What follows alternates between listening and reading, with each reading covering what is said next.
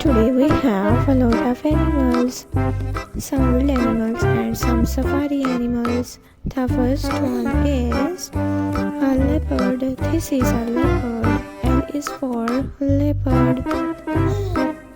This is a leopard.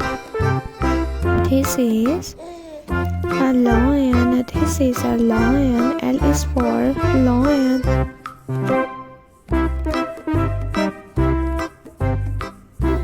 This is a giraffe. This is a giraffe. G is for giraffe.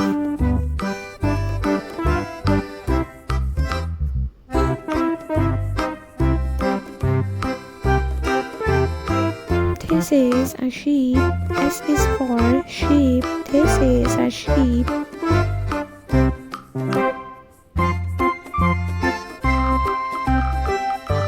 This is a duck. D is for duck.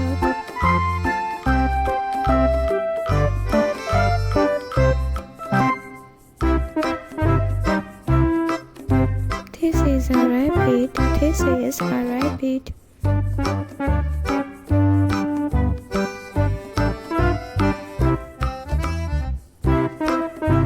A cow.